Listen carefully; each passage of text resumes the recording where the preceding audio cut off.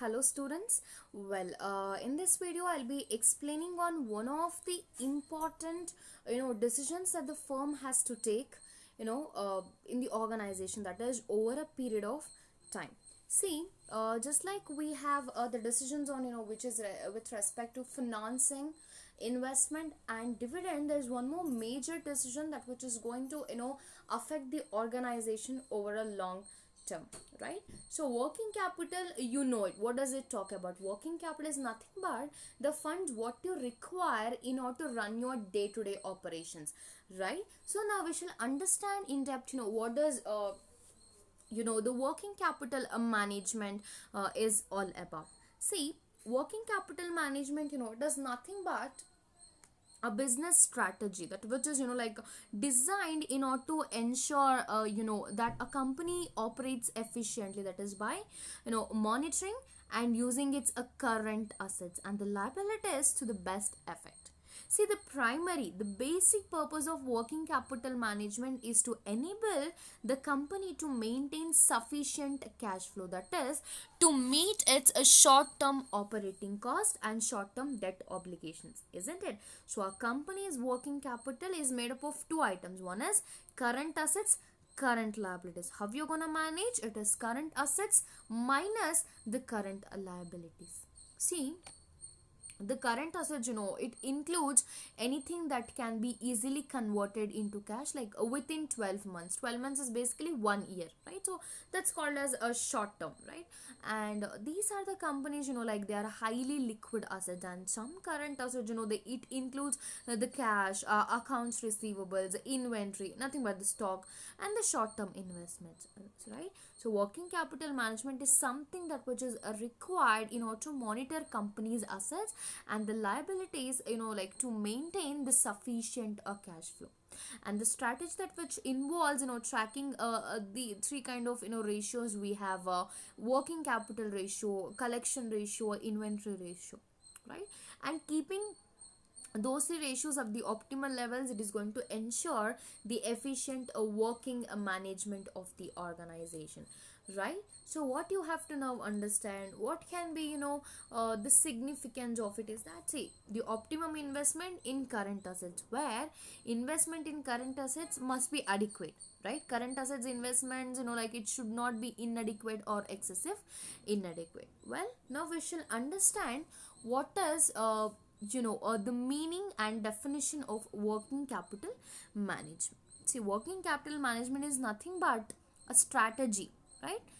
That which requires monitoring a company's current assets and the current liabilities, that is to ensure the efficient operation. As I said, working capital is something, it talks about the short funds, right, wherein you require those funds in order to run your day to day operations.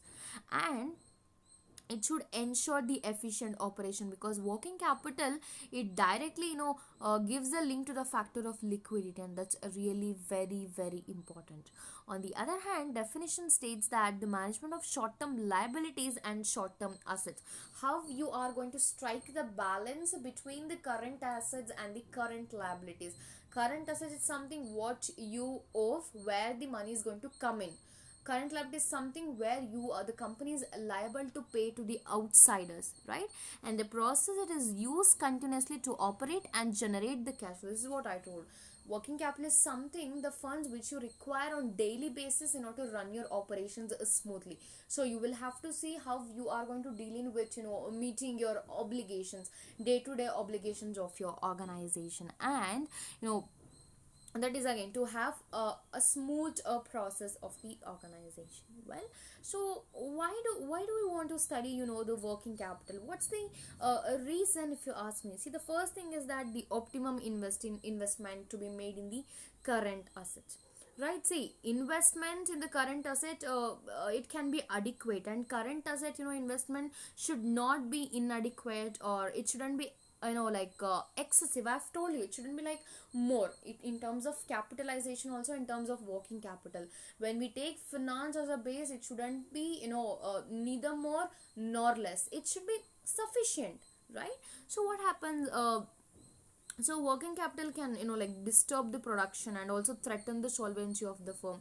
Like if it fails to meet its current obligation, excessive, investment in current assets should be absolutely avoided, and is going to impair the firm's profitability as well. And apart from that, financing of current assets is also very important, where the need for, the working capital, it arises due to increasing level of, the business activity, and it is to, like, provided quickly sometime, the surplus fund may arise, which should be invested in the short term securities, and they should not be kept idle as well. This is very important. Then apart from that, maintain the liquidity position. I've told you working capital is something that which states about the factor of a liquidity. See, for maintaining the liquidity position, there should be a need to maintain, the current assets sufficiently, that is in excess of the current liabilities. And the judge financial soundness of a firm is also very important. See, the net working capital helps the creditors and the investors to judge the financial soundness, how effective they are, how financially sound they are. All these are going to impact.